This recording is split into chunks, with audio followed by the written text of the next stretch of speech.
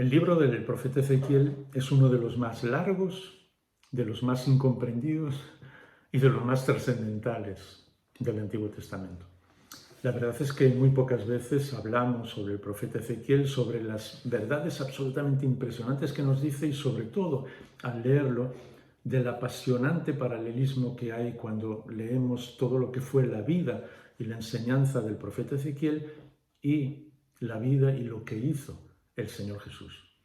De hecho, una de las expresiones que más veces se repite en el libro del profeta Ezequiel es que Dios le llama Hijo del Hombre, exactamente igual como el Señor se nombra a sí mismo, Hijo del Hombre. Así que uno de los primeros desafíos al leer el libro de Ezequiel es ir viendo cada uno de esos momentos en los que el Hijo del Hombre aparece. Ezequiel era uno de los sacerdotes que habían sido llevados cautivos con el pueblo de Israel cuando fueron deportados a Babilonia.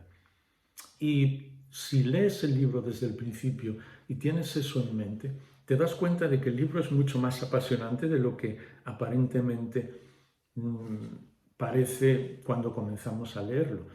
Porque está hablando de lo que ocurre con el pueblo de Israel, con los deportados de Israel, con las personas que sabían que habían sido llevadas cautivos a Babilonia, precisamente porque habían sido idólatras, porque habían desobedecido a Dios. Así que Dios le habla a los que saben que tienen que volver al Señor. Pero es curioso porque ya en el primer capítulo Dios le dice a Ezequiel, háblales, oigan o no, escuchen o dejen de escuchar. Así que cuando leemos el libro, y tenemos que hacerlo con calma porque es un libro muy largo, la primera lección es que muchas de las cosas que Ezequiel dice, el pueblo no va a hacerle ni caso. ¿Ves ya el paralelismo con el mismo Señor Jesús? Porque si no hicieron caso al Hijo del Hombre, Ezequiel, el pueblo tampoco le hizo caso al Señor Jesús, al Hijo del Hombre. Y eso era un poco un guiño que el propio Señor Jesús hacía para ellos, que Jesús de Nazaret les explicaba que él también era el Hijo del Hombre despreciado por su propio pueblo, el que había venido a explicar la buena noticia del Evangelio y sin embargo le llevaron a una cruz. Es obvio que él estaba yendo a la cruz, muriendo en nuestro lugar y resucitando por nosotros. Pero ¿ves ese paralelo entre Ezequiel y el mismo Señor Jesús? Cuando leemos el libro también nos damos cuenta de que siempre Dios está llamando a su pueblo para que vuelvan a Él. Claro, el tiempo de destierro iban a ser 70 años, así que muchos de los que estaban en Babilonia nunca iban a volver, pero sí podían volver a casa, es decir, a su Dios, volver a los brazos del Padre. Otra vez, en el Evangelio de Lucas, el capítulo 15, recuerdas la historia del Hijo Pródigo, cuando la clave para todos nosotros es volver a la casa del Padre que nos ama, a pesar de que estábamos en el destierro. Y así, a lo largo del libro de Ezequiel aparecen muchas situaciones diferentes. La gloria de Dios se va del templo de Jerusalén porque lo importante no era el templo en sí, sino las personas que amamos al Señor, que aman al Señor. Por eso en el primer capítulo, en los primeros capítulos, la gloria de Dios se va del templo. Y es curioso porque la gloria de Dios va al lugar donde están deportados todas las personas que aman al Señor. Aún ese remanente de todos los que fueron deportados en Babilonia, digamos que en el campo enemigo. Así que eso también nos enseña cuando leemos el libro de Ezequiel y cuando leemos esos capítulos, que el éxito, el hecho de que todo vaya aparentemente bien o incluso que estemos defendiendo las cosas del Señor, si realmente no le estamos amando a Él, no sirve de nada. La propia gloria del Señor se va a ir de su templo, se va a ir de su pueblo, se va a ir de donde estamos si no somos capaces de seguir al Señor. Y aparentemente los que habían quedado en Jerusalén podían pensar, nosotros somos parte del pueblo de Dios. Y los que fueron deportados son los que sencillamente no quisieron seguir al Señor.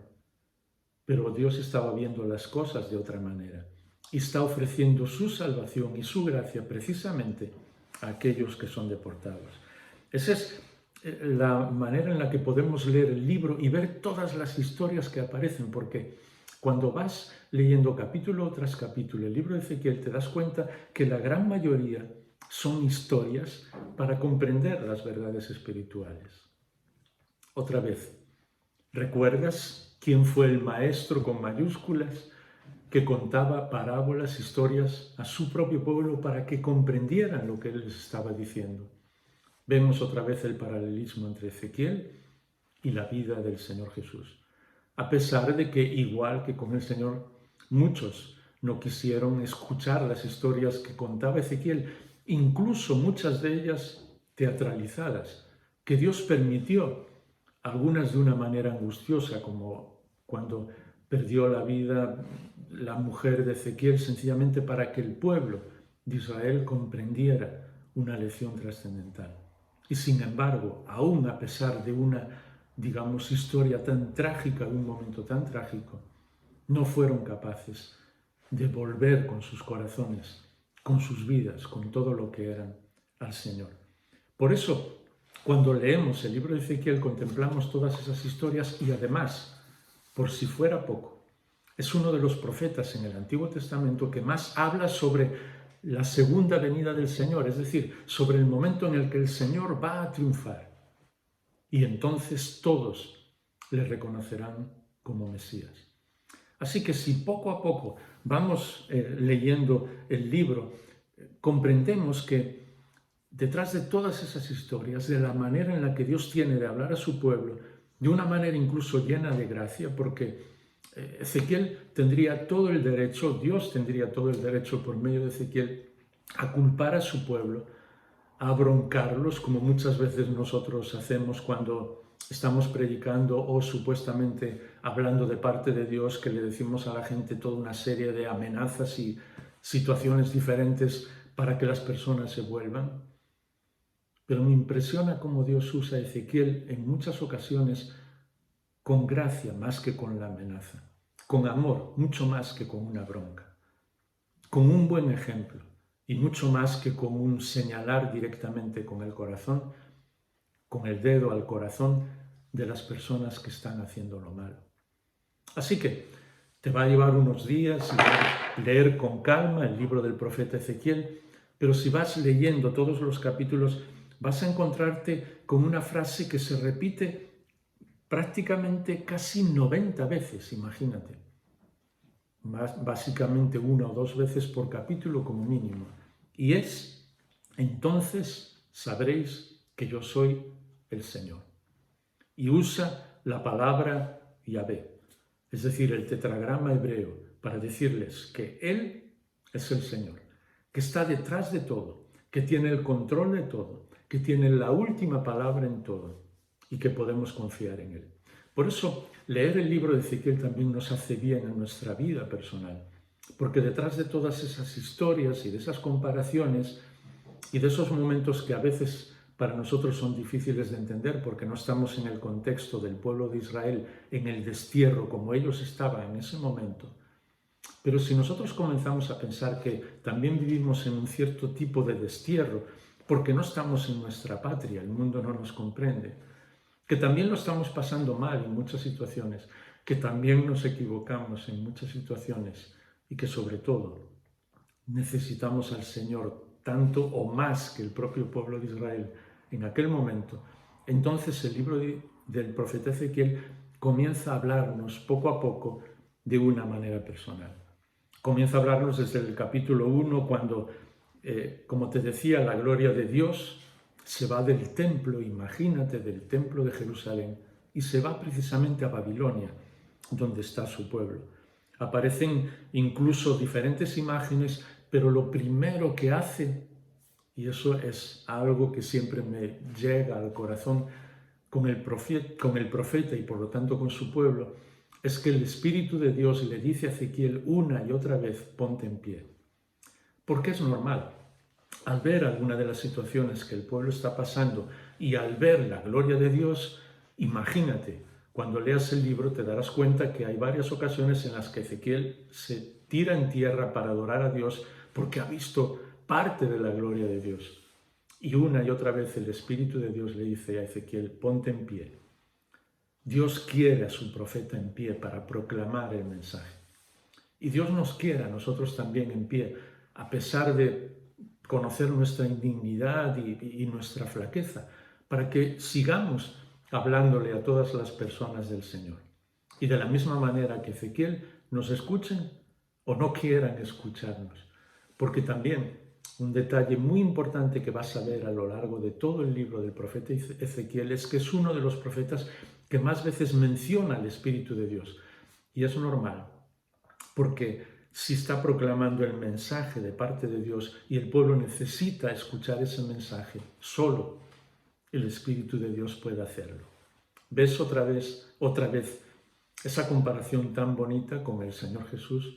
Cuando Él se presenta por primera vez en la sinagoga, tal como nos lo dice el el evangelista Lucas, el escritor Lucas, y lee en el libro del profeta Isaías: el Espíritu de Dios está sobre mí porque me ha ungido para proclamar libertad a los presos, para sanar a los quebrantados de corazón, para ayudar a los pobres, Y entonces habla de todo el planteamiento del reino de Dios que se lleva a cabo en el día de hoy, ahora, en tu vida y en la mía, en la vida de los que nos rodean, a través del Espíritu de Dios. Más adelante, el mismo Espíritu aparece en diferentes capítulos, sobre todo en aquel capítulo impresionante casi hacia el final, en el capítulo 37, ¿recuerdas? Cuando el profeta habla en aquel valle con los huesos secos, mostrándonos una visión de lo que será la restauración de Israel, cómo el Espíritu de Dios entra en aquellos huesos secos y es capaz de darles vida, porque eso es la especialidad del Espíritu de Dios. Y de la misma manera hace en cada uno de nosotros. Y en cualquier persona por la que podamos orar, el Espíritu de Dios puede darles vida. Y ese es uno de los capítulos más bonitos de Ezequiel. Pero mucho antes está hablando de todos los problemas que tenía el pueblo de Israel. Desde el capítulo 8 está hablando de los símbolos de la presencia de Dios, de cómo la gloria de Dios va a donde están todos en Babilonia, todos deportados, tristes, angustiados, y de repente ven que el Señor sigue con ellos, que sigue queriendo hablarles. Y es impresionante porque después, cuando la gloria de Dios sale del templo, se va de Israel para ir a donde está su pueblo, en el capítulo 10 nos dice que sale desde el templo y va al monte de los olivos, y de ahí la gloria de Dios asciende a los cielos. Otra vez, la comparación tan bonita con el Señor Jesús, que fue al monte de los olivos para entregar después su vida por nosotros en la cruz, ascender a los cielos, resucitar y volver como el vencedor. Todo eso aparece en el libro del profeta Ezequiel.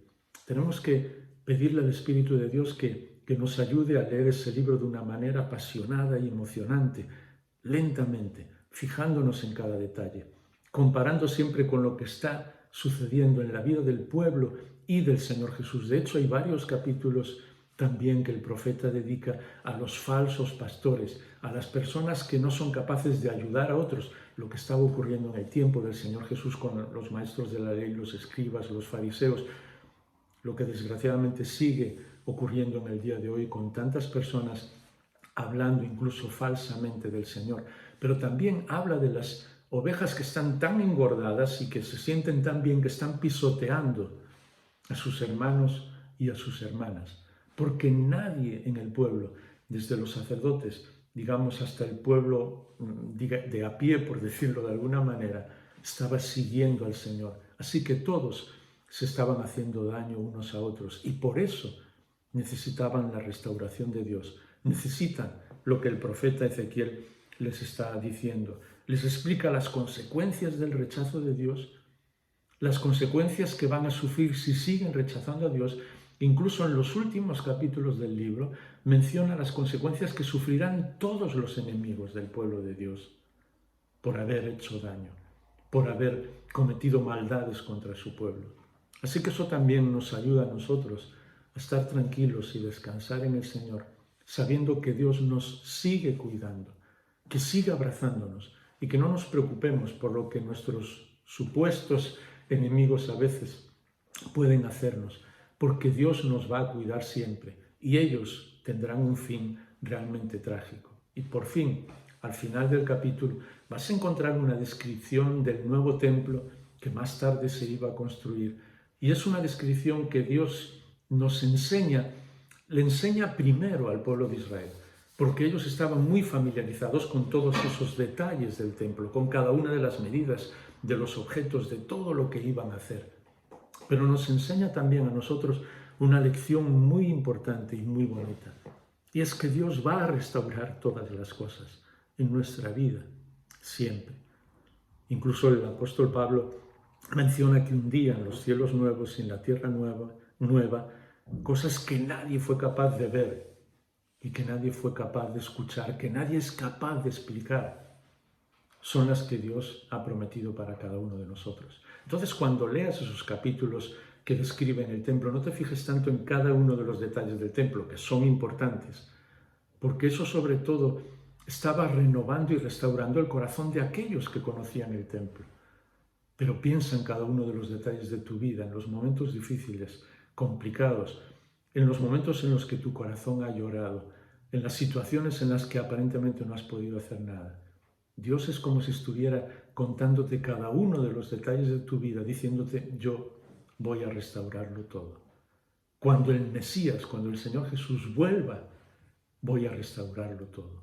Por eso, no solamente merece la pena leer el libro de Ezequiel, y quizás tenemos que hacer un pequeño esfuerzo para ir poco a poco leyéndolo una y otra y otra y otra vez, porque de principio a veces nos parece demasiado impresionante y que es algo que no tiene que ver con nosotros. Pero espero que en estos minutos el Espíritu de Dios haya tocado tu corazón, haya desafiado tu corazón para darte cuenta de que Ezequiel, el Hijo del Hombre, es una imagen muy, muy, muy pequeña, infinitamente pequeña, de quien es el vencedor, de quien es la palabra de Dios, de quien restaura nuestra vida, del que dijo a sí mismo que Él era el Hijo del Hombre, porque por medio de su Espíritu nos transforma por completo, nos restaura por completo, nos cuida día a día el Señor Jesús y no nos abandona jamás.